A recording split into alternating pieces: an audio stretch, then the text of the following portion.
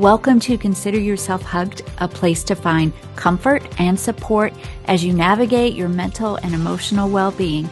So sit back and relax, unless you're driving, and get ready for this week's hug.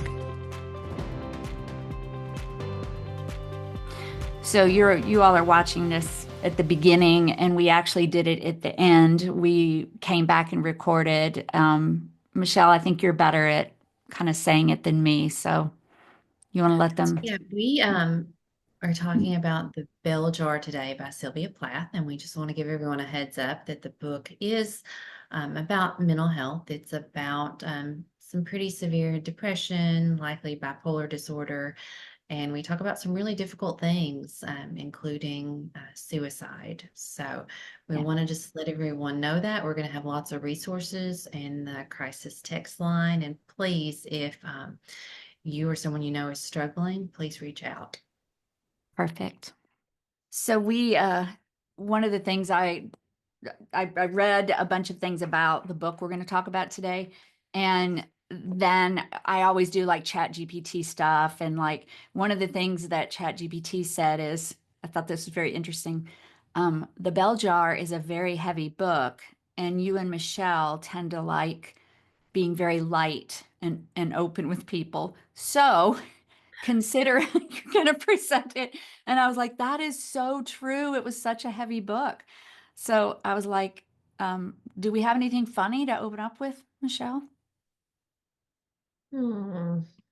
I can show something. I don't know if you can see this. If anybody's watching, do you see it like that? Is that a bruise? So I was speaking at a conference this past week in Orange Beach, where Michelle and I were just a few weeks ago for our retreat.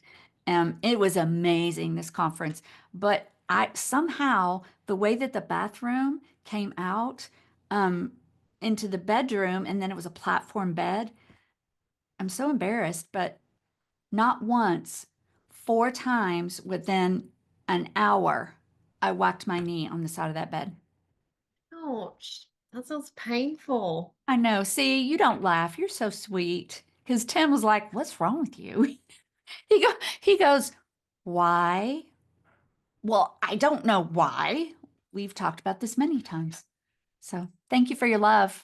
Of course. Yeah, I don't think I have anything funny today. I'm trying to think. I went to a conference at Disney World, and that part it was a That's, lot of fun. I learned a lot. and you stayed at the Grand Floridian. I did. That's where the conference was. It was at their convention center. Um, That sounds it was- fabulous. We were like just a few hours apart. I was right near like the Destin area, and Michelle was in Orlando, so we could feel each other's vibes, but we didn't talk to each other the whole week. It was just awful. Yeah, it's super busy. And we were like my original flight was for 8:50, and due to the weather that one got canceled on the way down there. And then I got on one for 2:20 that got delayed to like 6:50. And then I got in at I don't even know what time, like 8:59, Mm. and caught the bus, which You would had have to been get to fine if it was earlier in the day because it makes a lot of stops. So got to the oh, hotel what around time? midnight. Yeah. Oh, Yeah. we had the opposite things because my flight back was delayed and I wound up getting home at 1:30 in the morning. So, but we still had we still had good times, and I was, oh, you were talking about the conference and Disney and shoot. Oh well, whatever it is, I'll think of it later. But I'm glad that oh, I know what I was going to tell you. So I'm leaving. Well, I'm doing my final breakout session, and there was this lovely man who was like refilling the waters. We chatted because I was there for days, and he saw my suitcase and he was like, "Oh, are you leaving?" I was like, "Yep, this is my last one, and then I'm flying home." And he goes, "Ooh, be careful. There have been so many plane crashes lately." I was like, well, two things. Thanks for that. And secondly, I don't really have any. Any control, control. but I will Thanks for wear the my, reminder. I know Yeah. I will wear my seatbelt. I will definitely wear my seatbelt. So, and then here we are. So, Michelle, I do want to talk about one thing either now or at the end about um well, two things. Should we like do other stuff now or other stuff at the end? What do you want to do? Now, I think now, because All right. once we get talking about the book, it's Yeah. an intense, very interesting book. Oh gosh. Yeah. Okay, two quick things. This is one of the things I told you when we were chatting before I didn't want to talk about till now. So when Michelle and I were on our little retreat and we wanted to watch like maybe a couple movies that were related, to what we do. We like to do that when we get together. And we talked about watching The Substance. And we decided not to because Michelle had heard it was a little bit gory.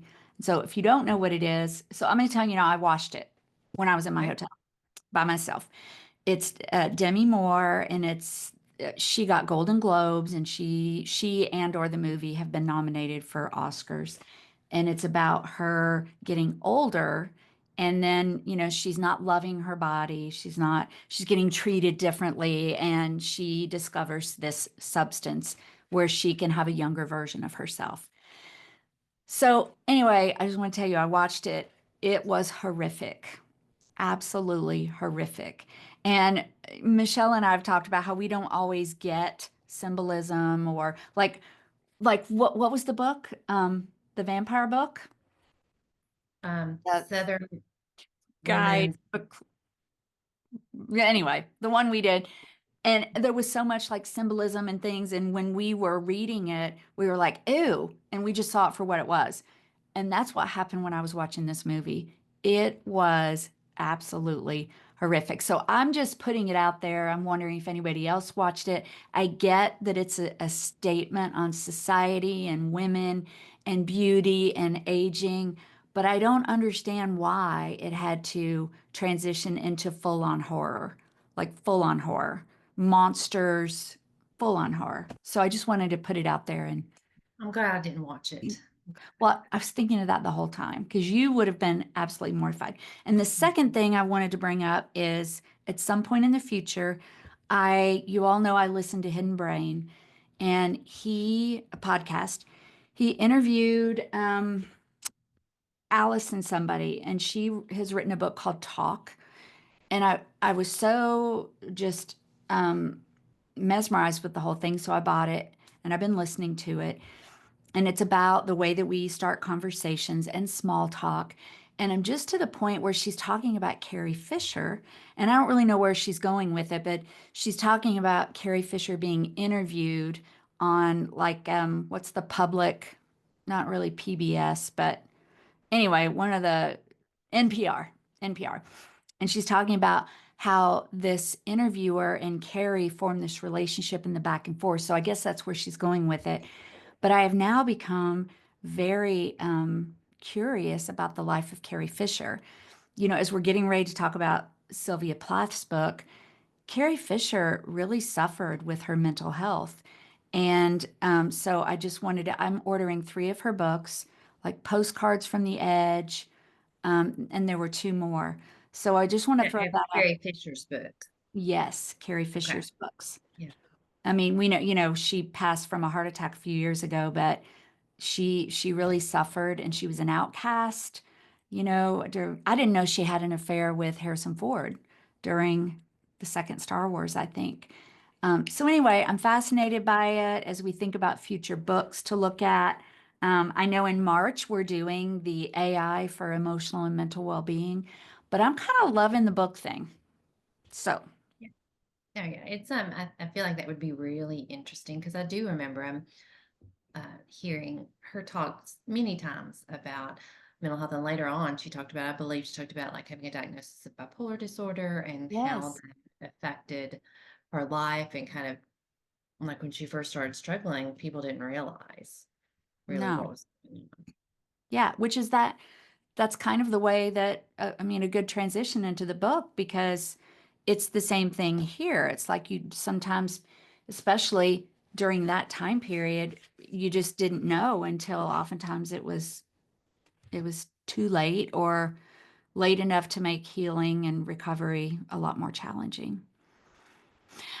Okay, I'm going to let you start out. I will tell you that I asked Gracie, who used to co-host with us, and I work with her at the EAP. And I asked her last week, I said, Gracie, have you read The Bell Jar? She goes, oh, Sylvia Plath. It's a classic. Everyone needs to read it. So I want you to start us out. Yeah, so I would say, now I'll speak for myself. Like I went into the book not really knowing anything about it. I hadn't Same. Hmm. heard of it before. I didn't really know anything about Sylvia Plath or the book. And so the book starts out and it's about a young woman named Esther that very, very motivated, very, very driven, lots of academic accolades, and she has won a month-long internship in New York City. And I forget the state she's from. Was it Iowa? Where is she from? It's a very Midwestern. Sylvia herself? The no, No, Esther? Esther in the book. Oh, I thought that they lived like in Boston. Oh, maybe they did. I may be getting her and Sylvia confused. Yeah. I don't know, but at the beginning, Somewhere in it's not surprising that we would forget because neither one of us loved the book in the beginning, well, and correct? Or I think we should talk about like there's so much about the book. Like there was so much that clicked when I heard the biographical information at the end. It's almost like would it have been a completely different book had I read that in the beginning? had we known, and Yeah. I was thinking I might want to go reread it because to Michelle's point, I stopped. I bought the book and read part. I like read and listened because I wanted to do both. And when I got on Audible to the end, I just stopped listening. And then Michelle was like, "Well, did you listen to the about the author autobiographical part?" And I said, "No." And she's like, "Oh yeah," and it changed everything. Yeah. And so like because the biographical information is of course about Sylvia, um, it may have been, but like in the book, what I was envisioning was she was leaving this very, very exciting internship to return home to something she saw as very mediocre and boring. She was returning Yes. home for like a month. This was the year between her junior and senior year of college, which she was on a scholarship for. Mm-hmm. And so she had this exciting month in New York, and it takes you through that. At one point, while she's there, her and multiple other people get it. They become ill Mm. from from food poisoning, and then it kind of takes a turn from there. And then so she returns home and it transitions very quickly. Like in the beginning, we're like, this is supposed to be a book about mental health. It doesn't seem to be about mental It's health. about her friends and what she's doing in New York, and Yeah. And so in it chapter transitions, 10. yes, very quickly. From 10 on, it is very, very much about mental health. Her mental health, it appears to decline quickly, but then when I really think about it, it's like slowly declining. But Yes. because it's told from her point of view, which is a very interesting concept, it's told from her point of view, she doesn't realize that it's changing. And I think people around her are noticing that it's changing, but she's not realizing the degree to which it's changing. And so by the time it gets to a pretty severe level, she's already talking about things like ending her life. And she's talking about it in such a casual way that it's not even like she's not even talking about it in a way that's alarming to her. And so the second half of the book goes through that struggle for her. It goes through like her relationship with her mother and her mother trying to uh, get her to accept help and trying different avenues and treatments and so forth. And there's a very key statement that her mother makes after her mother takes her to a treatment one time, and then Esther's like, I'm not going back. And the mother says, "Oh, I knew that you would decide that you were okay after you just saw all of that. You just needed to see it and you just needed to decide you were okay." Can I Versus, throw in to another powerful statement? yes. And I went and found it and to make sure. So she is, I think it was when she was in the institution and she's like, I have to get out, I have to get out. And she says, to my surprise, my mother said, all right, I'll try to get you out, even if only to a better place. If I try to get you out, promise you'll be good. I'm like, wow. And, I remember with my own mom, and I didn't know this until later, with my time in the psych hospital, that she told my husband at the time, she does not need that. Now, like Esther's mom, there's like this weird, like back and forth between, wanting her to get help, but also feeling like she has more choice and control. Promise you'll be good. Yeah, even after the attempt, like I think her mom didn't necessarily think she needed as much until, she had a fairly significant suicide attempt Oh, and the almost sleep. died, and they couldn't find her. Yeah. And then after that, her mom seemed to take it. But that statement, I believe, was after that she still told her like I to think it be good. was after that because that's Yeah. why yeah. Yeah, but and my mom was like, she doesn't need that. We can just handle it here. And that was in the 90s. And this was in the 50s, Yeah, so right? I think it's yes, very difficult for the person in the midst of the struggle at the time. Like it's hard for that person to see exactly what's going on, but I think it's also difficult for the people around them that are very close to them to see. And then I think sometimes, like when you have outside opinions, you have people saying things, it's easy to be like, oh, no, no, that's not true. However, if you think about it, those are the people who are probably saying things more objectively versus being subject to all the emotion and what we want and so forth. So it was yeah, so difficult in that regard. And then she is hospitalized after that attempt. She was just she straight out says that they told her she was very lucky to be alive. And then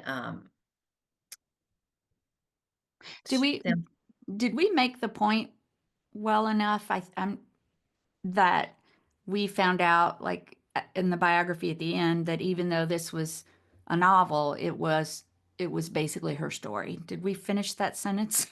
we didn't really say that because I wasn't sure like whether we wanted to do like kind of present that because in the book, like I said, it doesn't share that to the end, but it doesn't share it to the end because Sylvia Plath had planned to write a second book, Yeah. kind of a follow-up about her life. And, because the book ends as she's getting ready to leave her hospitalization, which is multiple months long. And she like does ECT treatment. She works to working in different levels of the program, different amounts of freedom, and gets to the point where they're getting ready to discharge her. And this is the point where you asked me what I thought. And then I was like, well, because at the end, she's waiting to leave and she says, the eyes and the faces all turned toward me, and guiding myself by them as by a magical thread, I stepped into the room where they were going to talk about her. Like, well, what happens? You Yeah, know, yeah. Yeah, what? and then you read the autobiographical information and it takes you through the fact that a lot of that was Sylvia Plath's story and very, very similar. She had changed some things to try to be protective of people. And it takes you through how she starts a career in poetry, and she taught and was a very like successful teacher for a while, and then she left that to pursue her writing. She married, had two children. It does go through, like, both in the book, The Bell Jar, and it talks about, like, periods in Sylvia's life where she's up for days and days and can't sleep, and then she Right. has these highs, she has these lows, and it really does describe what they probably didn't. I mean, they called it manic depression back then. It's now something that we call bipolar disorder. So that seems to be, Probably what she was. yeah, pretty indicative of what was going on. And then it just tells you in the autobiographical information that Sylvia Plath, at age 31, because I did look up how old she was with two Yeah. little kids, she did um, commit suicide and Wow. died at 31. And I, so, yeah, it changes the book and how you look at it, and the fact that she didn't really get a chance to write that second book.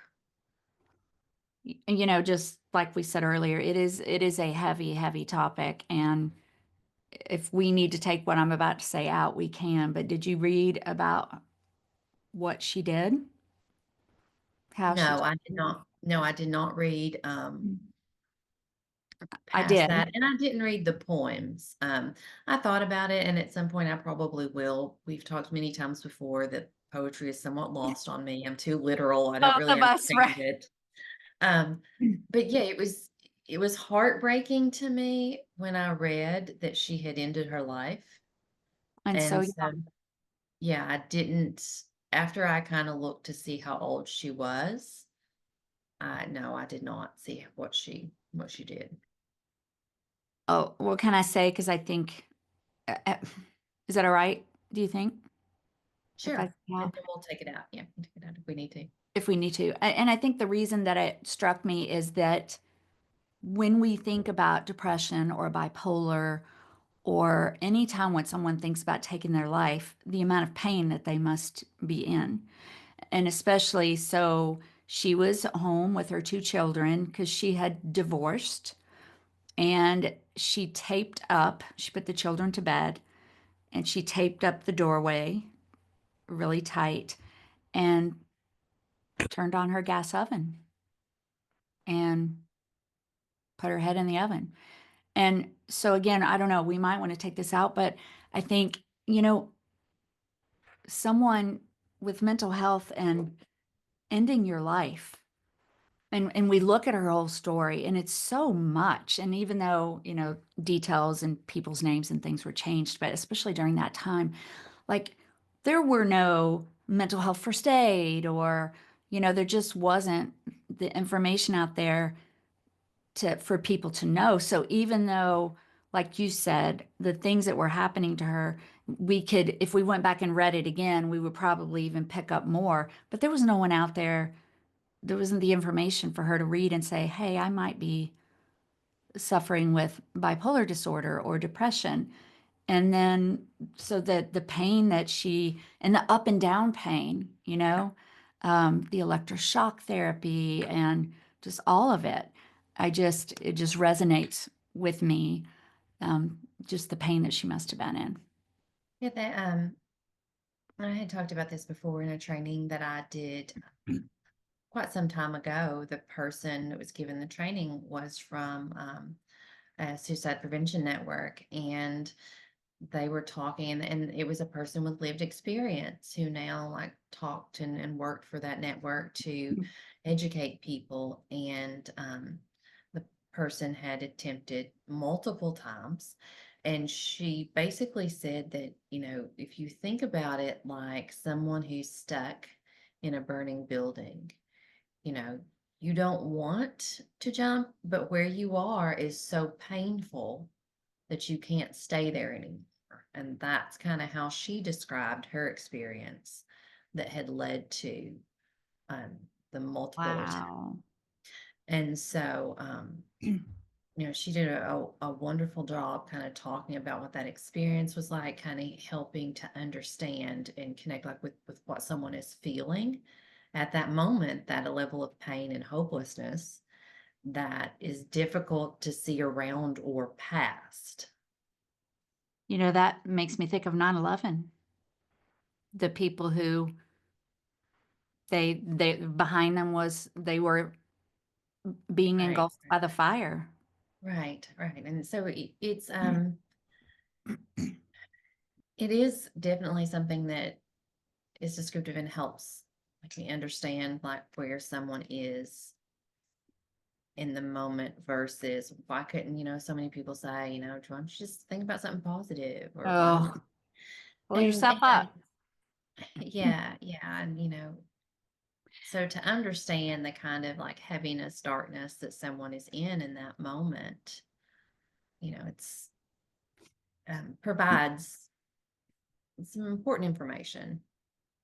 You and I have talked about my primary struggle has been anxiety, but I just sort of made this connection that one of the things I wrote about in my first book was that that darkness analogy. And it's such a, if you, and by the way, for those of you watching and listening, please reach out. We'll say this multiple times, but there's so much help out there. So if you're struggling, please reach out. But it was like, for me, it was like I would live in this like room darkening blinds, which I have a room darkening blind in my office for when but it was like that's where I was living most of the time, which was probably the depression part, because I had that diagnosis of depression then too, but it was just like darkness about the dumbest stuff and sometimes nothing and sometimes no reason. And then every once in a while, the blind would be lifted and I would literally feel like I was seeing, like, oh, no, it's fine. It's why am I upset? Why am I? And then, just out of nowhere, the blinds would be pulled back down. And it's hard for people to, if you've never battled that, and you've shared your story a little bit, it, it's the weirdest, it doesn't make sense, but it's there in your head. There's just this darkness. I don't know. Now I feel like I'm just rambling. But No, and it makes perfect sense. And I think it's really helpful to have that description. And I have mentioned before, like, again, like having been someone that struggled with and my depression I think had been for a long time. It was mild and I kind of managed it with exercise and did all the things, and then it got a little worse, and that's when I recognized it, is when I started having these thoughts of, oh, I don't see any future, my life is pointless, my life is hopeless. And I was able to be like, oh wait, that's not true, so I was able to kind of recognize it just through, I mean, and I work in the field, and it still kind of got further than I would have wanted it to, because I think this book is a good example. It kind of comes on and you don't always notice kind of how things are going, how things are worsening, until it gets to a point where, you know,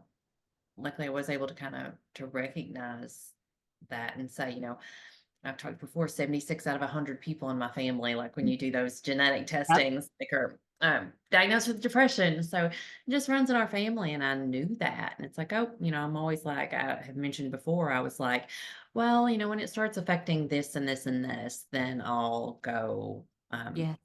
get the antidepressant, or, When because I I had already can't done function therapy. anymore is Right. kind of what Yeah. you said. Yeah. And so those were the things I was looking for. And that never changed. I always did what I was supposed to do. It was more just like the mentality of these thoughts of like, oh, I don't see past this, this day. I don't see that, like, feeling like my life is pointless. All of those things that I was like, I know that's not true.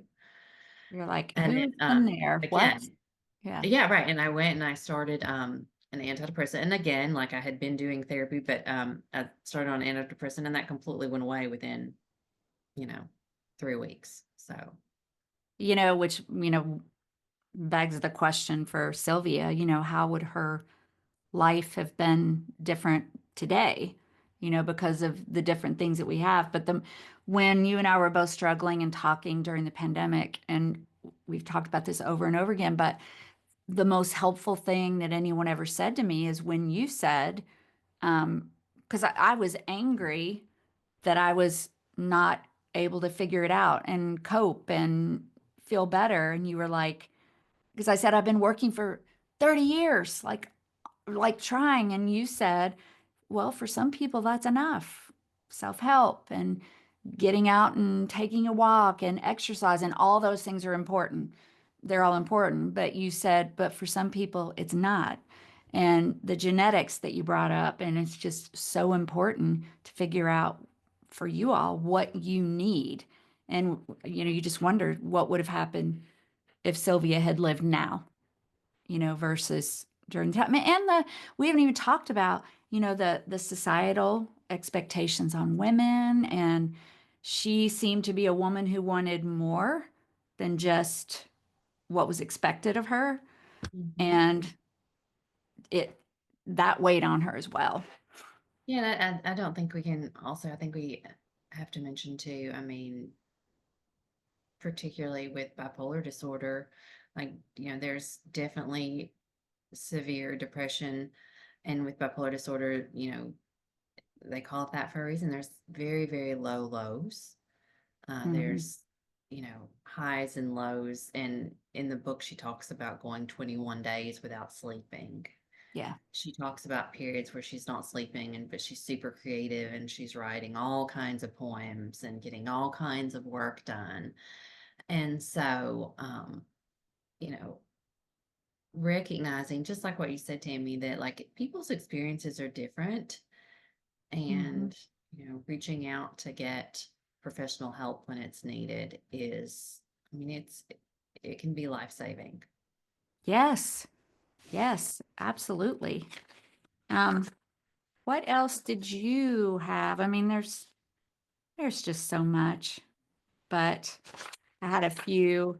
Well, and just even the bell jar metaphor, which we should probably, um, what was the quote? Did I write it down right? To the person in the bell jar, blank and stopped as a dead baby, the world itself is a bad dream. I mean, Mhm. feeling trapped under that glass bell jar. It shows that you can see the world outside, but you can't really participate in it sometimes because you just can't figure out how to function.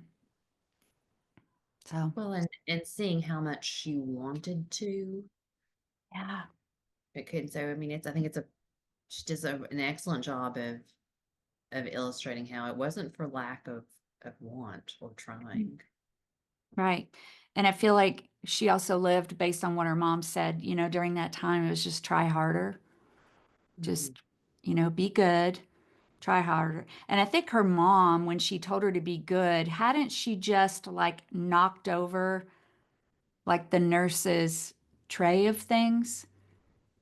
I think in the hospital, she Yes, got, yeah, I got think so. upset and sort of just poof. And that nurse, I think, did not like her very much.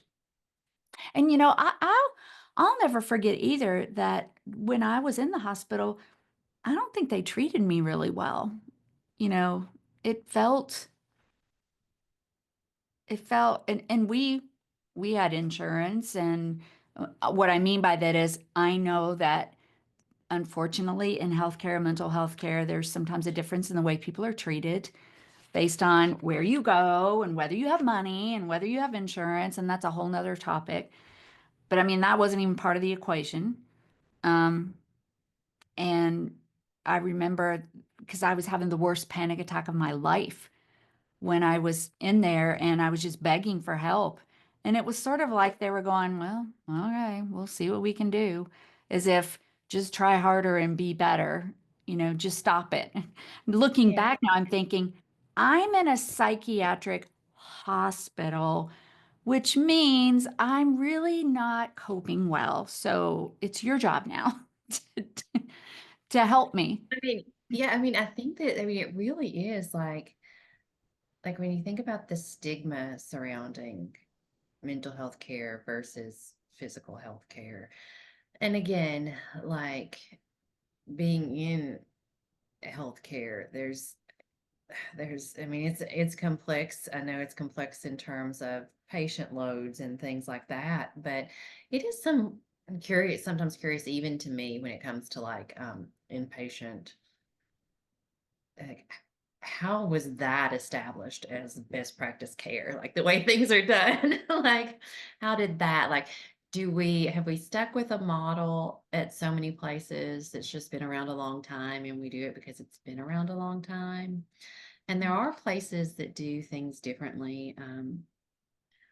I've had some interaction with a place fairly close to where I am, south of Nashville, that is more of, it's not like a week type of hospitalization, but Mhm, mhm. it's called the ranch, and they have all of these outdoor activities they do. They have like different things they treat. And so they have a little different approach to, so there are places with a different approach to treatment out there, but kind of that 1 week, 2 week hospitalization, like, again, I often wonder, like, how was that determined to be? Like, I don't know.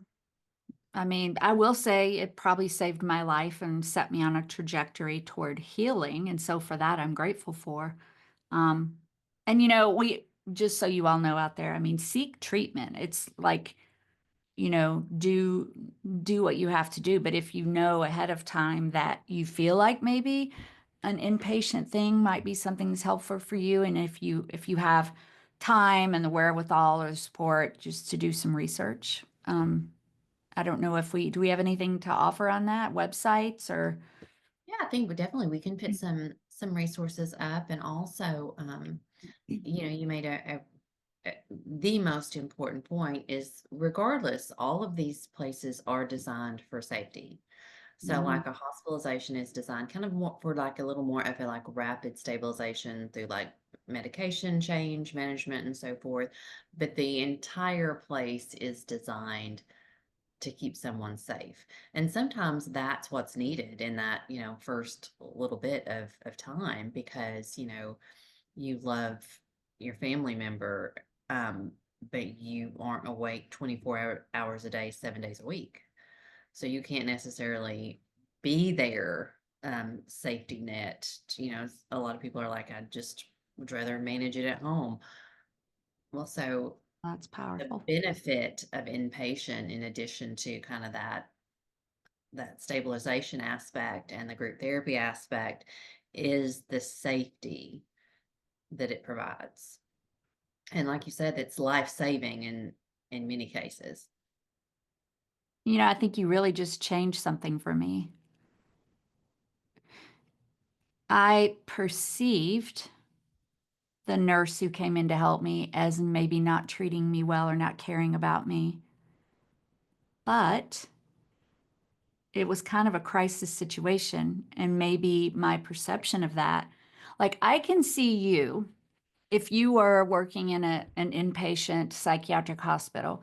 I can see you being very calm and talking to the patient. And what you've said to me before when I've asked you about how you keep from getting burned out and taking on people's burdens is because you say, because what that person needs from me is not my emotions, or they need my help. They need me. And so, you know, I, I'm working through this right now. For those of you listening and watching, maybe our perceptions when we're in a crisis situation like that, the person who's helping us is trying to be calm and just trying to help and stabilize us. And the emotional part of it is something we work through at a later time. Is that, does that make sense? I know my sister Yeah. battles mental health and she gets mad at anyone, or she used to, who wasn't just like sweet and ooey gooey kumbaya, but that's not what she really needs. So you're saying maybe like the reaction, it was like the perceived reaction wasn't what you expected, and so therefore you perceived it as her not caring. Yeah. Yeah. When I was in a complete panic, and I'm sure she was just trying to logically figure out, like you just said, safety was a huge thing. Like, how do I make sure that she's safe? Like, they took all the stuff out of my suitcase to make sure I wasn't going to hurt myself. And that's just huge. I guess I feel the need to say to people, like Michelle has brought so much to that we want comfort when we're having a mental health crisis and we want love, but sometimes in the moment We just need someone who's going to be logical and care for us and make sure we're safe so we can move on to the next step. Yeah, I think like from a care standpoint, like the safety aspect is kind of what we're taught. I mean, and empathy as well, but the first thing is like keeping someone safe. That's huge. Well, we promised you it was going to be heavy. It was heavy, but I I didn't have anything else. I mean, I did write down a lot of other things, but I don't know that it's anything. Um, I did read, just for anyone who's interested in going forward, I did read that that her book actually was an inspiration to, which I have not read, Prozac Nation, Girl Interrupted, um, movies and shows like 13 Reasons Why, or there's a lot of cultural things, media, books, things like that that are out there that have attributed some of their beginning inspiration to Sylvia Plath's book. So I did not know that. I didn't either. I didn't either, but it was very interesting. So, we started this because we did Chatter, which was more about like anxiety and spiraling thoughts, and we were looking for something that was more, depression related, and we looked and looked and looked, and neither of us had ever heard of this book, but it came up over and over and over again. And then Gracie, who's a licensed counselor, she doesn't practice anymore, but just said, yeah, it's a classic. So I'm glad we read it. Me too. Me too. It was very interesting. And it was interesting not really knowing much about it beforehand. Yeah, I think I may at some point just reread the beginning because it just, now knowing some of the history, I think it would be interesting to read and look for all those little things, that we didn't pick up on. Absolutely. And we will have lots of resources in the show notes. Yeah, we will. All right, are we good? I think so. Okay, so in the month of March, we are doing using AI for mental and emotional well-being. So look forward to that. And then after that, I don't know, maybe we look at another book. We'll see. We'll go from there. But I am enjoying doing like the series where we have multiple things. And are you? We've been doing it Yes. for a while now. Yeah. Mhm. So let us know, and remember, especially ending up this episode, we always have mental health resources in the show notes. We always want to make sure you know that we're not guiding you or advising you, but please reach out for help and take care of yourself. For some, for others, for you. For some people, self-care is enough. For others, they need more. And for you, it's important to find out what that is. All right. We go, like, subscribe, follow, comment, all the things. Let me know what you thought about The Substance if you read it or watched it. Don't watch it, Michelle. Not watching it. Don't do Not it. gonna- Okay. All right, then. I'm good. So Until next time, consider yourself. hugged. Hug. Bye.